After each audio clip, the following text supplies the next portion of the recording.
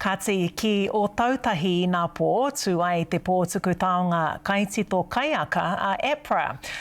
E rua ngā taonga mana nui katoa I tuku nā moetahi waiata reo Māori katoa. He eke ngā whakahirahira tēnei mo te reo Māori I te rāngai pūoru onaia nei. Ko ngā waiata e rua I toa, I angi tū I runga I te kounga o ngā kupu me te auahatanga, I runga hoki I te whakanuia o te reo, o te tuakiri, o te kaupapa Māori anō hoki. Kia Mārena Mane, te whānuitanga atu. Welcome to the stage, tonight's winner of the 2025 APRA Silver Scroll Kaitito Kaiaka, Marlon Williams. Ko te toa whakaihu waka o te pō, ko Marlon Williams. Ko au anake ki te waka, ki te moana. Ka ore kau he matangi.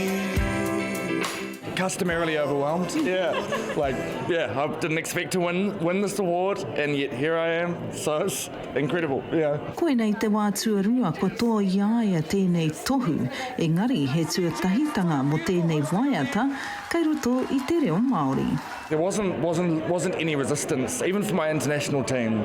There wasn't any resistance from them about making this record. They were like, go for it, which I thought was an incredible sign, because that's, labels are about money. I roto I tana mahi I karangahia te kai waiata Māori nei ki te minita o ngā toi a hurea hoki a minita Paul Goldsmith. You've done a lot of incredible work for Māori a while ago. And that's why I know you've got a conscience and that you can turn things around from within. I whakawhiwhia te tohu maioha ki tētahi waiata I tuhia katoatia ki te reo Māori, hei whakanui I te kaupapa Māori me te tuku mihi ki ngā wāhine. Ka nui te mihi ki te māngai pāho mo te pūtea tautoko, ko te reo te take. Ko te toa o ngā toa, Kei Whati Mai, written by Henare Ka, Tim Driver, Hemi Hoskins and Rory Noble.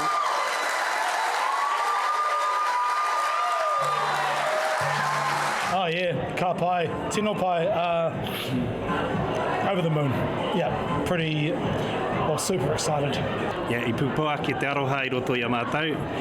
Koe anō hoki te aroha I taki mai ai ko tēnei waiata.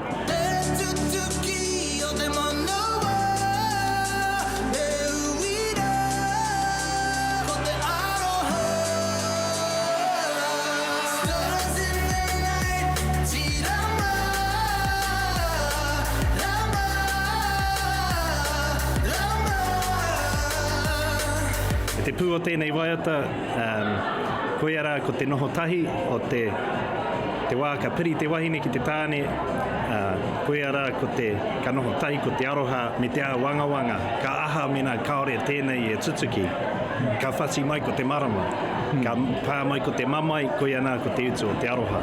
I think it's really encouraging to know that not only the main Silver Scroll Award and the Mai Oha were both sung in te reo Māori.